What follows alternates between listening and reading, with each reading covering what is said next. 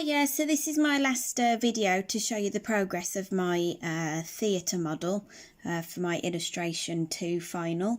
As you can see from the last video, I was showing you this part which I've now added the details in on the statue, and also added berries on the trees and a bit of depth, just to give it a bit of contrast from all the green other areas, to make the foreground stand out.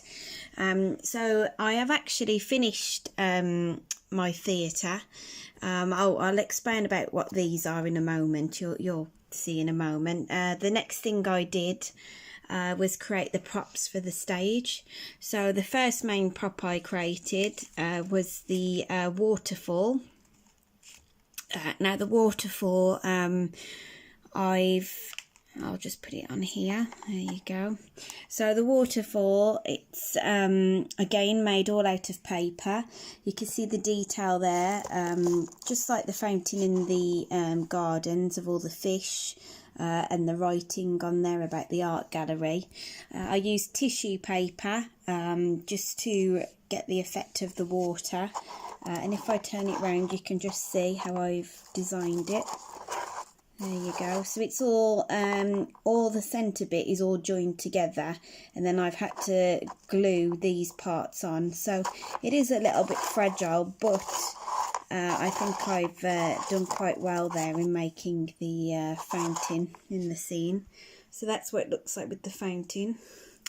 The next thing I did was added a few people.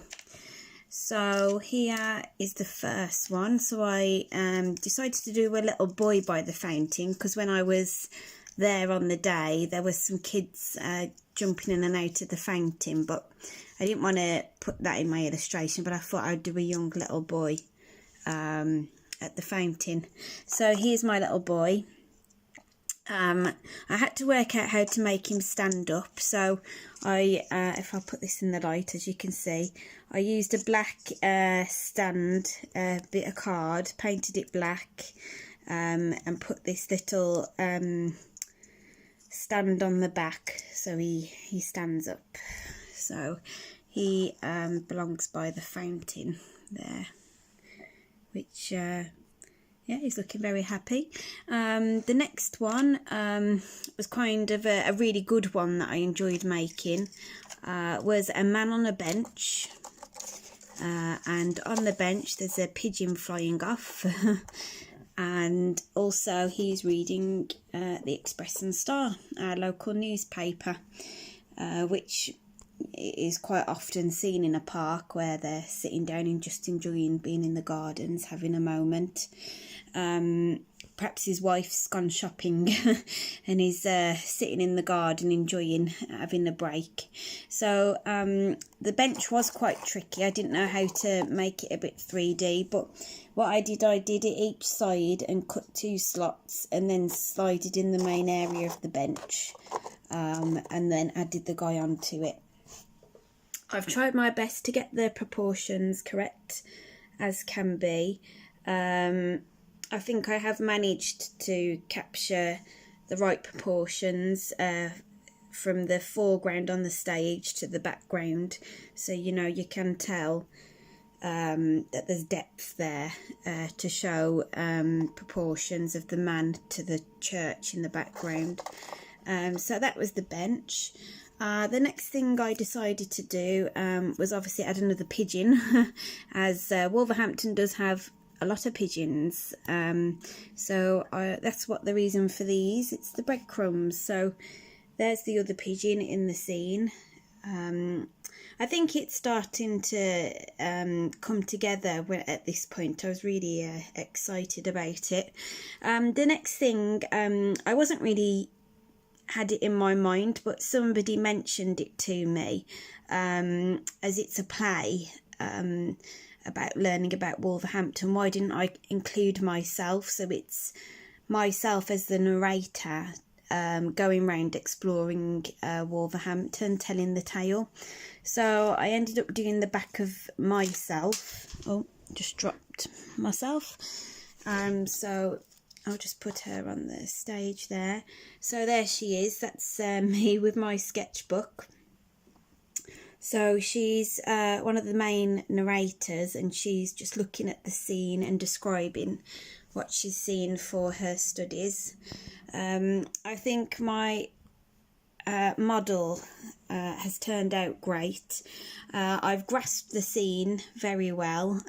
It is definitely showing a sense of place in Wolverhampton, and also showing people naturally engaging and enjoying the environment around them, including the animals as well. So I think I've done a really good job here. The other things I would have liked to have done is done the other scenes, but it has took me quite a long time to get this done.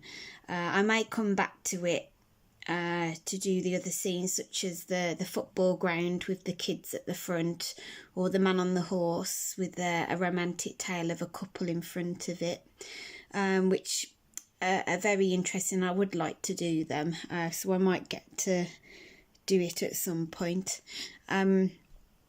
The next thing I'm going to do with this illustration, to make it an actual illustration on the computer, is to take some photos of it.